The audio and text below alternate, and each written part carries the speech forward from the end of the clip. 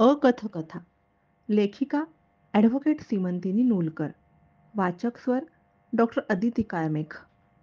प्रकरण 23. वत्सला. घरातल्या कोणत्याही व्यक्तीच्या आकस्मिक मृत्यूमुळे कुटुंबापुढे दुःखाचे डोंगर तर उभे राहतातच, पण असा आकस्मिक मृत्यू जर कर्त्या माणसाचा असेल, तर अनेक प्रश्नांचे गुंतेही सोडवणे भाग होऊन जाते. काही वेळा मात्र याही पलीकडचे, कधीच उत्तरं मिळू न शकणारे प्रश्न खडे ठाकलेले असतात. एखादी व्यक्ती अचानक बेपत्ता होते. शोध घेऊन पदरी काही पडत नाही. ती व्यक्ती आता जगात नाही असंही म्हणवत नाही आणि तिच्या अस्तित्वाच्या खुणाही नसतात. त्यातून अशी बेपत्ता झालेली व्यक्ती जर कुटुंब प्रमुख असेल, कुटुंबातील करती-सवरती व्यक्ती असेल, तर ही अनिश्चितता सगळं आयुष्यच झाकोळून टाकते. वत्सलाचा संसार चार चौघांसारखा चालला होता. वत्सलाचा नवरा एका कंपनीत फोरमन म्हणून कामाला होता. मुलं शाळेत जात होती. वत्सलाचा नवरा अट्टल दारुड्या नव्हता, पण कोणी दारू देतो म्हटलं तर त्याला नाही म्हणवायचं नाही. दारू प्यायल्यावर त्याचा थोडा तोलही सुटायचा. बडबड करत बसायचा. पण बायकोवर मात्र कधी हात उचलायचा नाही. मुलांवर विनाकारण वचकायचा नाही. कुटुंबात लग्नकार्य असलं, आजारपण निघालं की पगारातून भागवताना त्याच्या नाकी नऊ यायचे. चिडचिड व्हायची आणि अशा प्रसंगात काही कर्जही डोक्यावर घेतलेली होती. वत्सलाने कधी त्याला त्याच्या मित्रांबद्दल, ऑफिसबद्दल विचारलं नाही. आपण बरं, आपलं घर बरं, आपली मुलं बरी. आणि अचानक एके दिवशी नवरा कामावरून नेहमीच्या वेळेला आलाच नाही. जेवायच्या वेळेपर्यंत वाट पाहून तिनं जवळच राहणाऱ्या दिराला बोलावून घेतलं आणि त्याला नवरा कुठं आहे हे पाहून त्याला घरी घेऊन यायला सांगितलं. तासा 2 तासात दीर हात हलवत परत आला. दुसऱ्या दिवशी साप्ताहिक सुट्टीचा दिवस होता. त्यामुळे काही विशेष कार्यक्रम असणार अशी मनाची समजूत घातली. दुसरा दिवसही उलटला. दिराने तोपर्यंत भावाची नेहमीची ठिकाणं, मित्रांची घरं पालथी घातली. तेव्हा कळलं की 2 दिवस तो कंपनीतही गेलेला नव्हता. हे सगळं तसं आश्चर्यकारकच होतं. वत्सलाचा नवरा असा न सांगता कधी कुठं गेलाच नव्हता. कंपनीतून रजा घेतली असेल तर तो घरी असायचा. हे असं पहिल्यांदाच घडलं होतं की तो 2 दिवस कामावरही गेलेला नव्हता आणि घरीही नव्हता आणि कामावर तो नाहीये याची वत्सलाला पुसटशी कल्पनाही नव्हती. वत्सला गांगरून दडपून गेली. एव्हाना तिचे भाऊ, मेव्हणे, दीर घरी गोळा झाले. ज्याला जे सुचेल ते तो करत होता, पण हातात काहीच येत नव्हतं.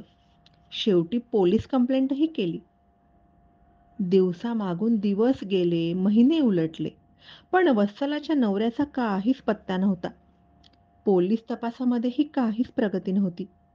वर्तमानपत्रात निवेदन देऊन झालं. दूर-दूरच्या नातेवाईकांकडे चौकशी करून झाली. पण वत्सलाचा नवरा जसा काही हवेत विरून गेला होता. हळू-हळू तो आपल्या दैनंदिन रहाटगाडग्यात अडकला. वत्सला आणि तिची मुलं मात्र अगदी भांबावून गेली होती.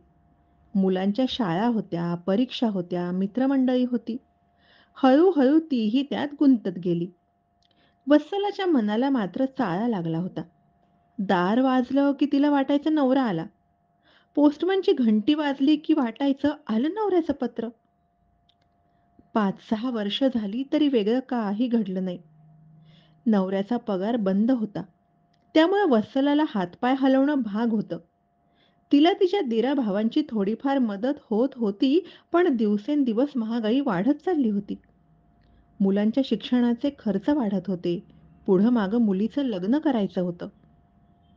वत्सलाचा नवरा नाहीसा झाल्यावर 2-3 वर्षांनी वत्सलाच्या दिराने आता तो काही परत यायचा नाही असं म्हटलं, तर वत्सलानं प्रचंड आकांत केला. तिची ती परिस्थिती पाहून पुढं काही बोलायला कोणीच धजलं नाही. वत्सलाला कोणताही प्रॅक्टिकल, व्यावहारिक विचार करायचाच नव्हता. त्या मनस्थितीत ती अजिबात नव्हती. पण हे किती दिवस चालायचं? शेवटी वत्सलाच्या भावांनी पुन्हा एकदा तोच विषय रेटला. वत्सलाला तिच्या आर्थिक जबाबदाऱ्या, मुलांची शिक्षणं, मुलींच्या लग्नासाठी लागणारा खर्च यांचा विचार करायला हवा हे पटवून दिलं. गावी नवऱ्याच्या नावावर थोडीफार शेती होती. त्यावर मुलांची नावं चढली तर शेती विकता आली असती किंवा बँकेतून कर्ज वगैरे घेऊन पीक-पाणी तरी घेता आलं असतं, हेही समजावून सांगितलं. मिन्नतवारीने वत्सलाला पटलं. नव्हे पटवून घ्यावं लागलं. नवरा नोकरीला होता, तिथंही त्याचे फंडाचे वगैरे पैसे होते. पण नेहमी जसं एखाद्या माणसाचा मृत्यू झाला, तर त्याचा मृत्यूचा उतारा सादर करून त्या व्यक्तीच्या स्थावर मिळकतीवर वारस नोंद करता येते किंवा बँक खात्यावर, पेन्शनवर, फंडावर नामनिर्देशित व्यक्तीला ते पैसे मिळतात. पण इथं वत्सलाचा नवरा बेपत्ता होता. त्याचा मृत्यू झाल्याचा काहीच पुरावा नव्हता. त्यामुळे त्याच्या स्थावर मिळकतीवर वारस नोंद होण्यात, रकमा मिळण्यात अडचण होती. अशा केसेसमध्ये संबंधित व्यक्ती नाहीशी झाल्यापासून 7 वर्षांनी दिवाणी कोर्टात वारसांनी वारसा हक्क प्रमाणपत्र मिळण्यासाठी अर्ज करावा लागतो. त्यात ती व्यक्ती केव्हा नाहीशी झाली, पोलीस कंप्लेंट दिली, त्याची माहिती आणि त्या व्यक्तीचा शोध घेण्याचा आवश्यक तो प्रयत्न करूनही ती व्यक्ती सापडली नाही, याचे तपशिलात कथन करावे लागते. तसे संबंधितांचे प्रतिज्ञापत्र सादर करावे लागते.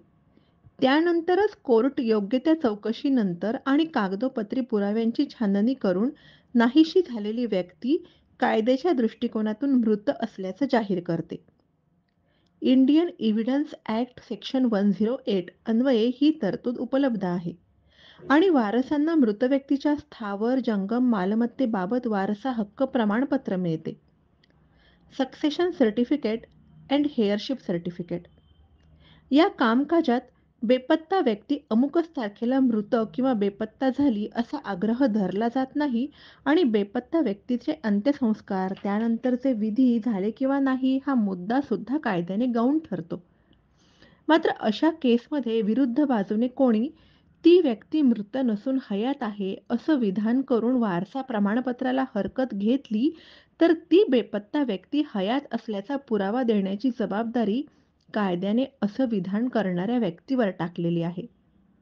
वत्सलापुढे मुलांच्या हिताच्या दृष्टिकोनातून तिच्या नवऱ्याचं कायद्याच्या दृष्टिकोनातून निधन झाल्याचं जाहीर करून घेऊन वारसा प्रमाणपत्र घेणं हाच एक मार्ग होता. Indian evidence act section 108 civil death कागदोपत्री किंवा दिवाणी मृत्यू AIR 1967 ओरिसा 70. धन्यवाद.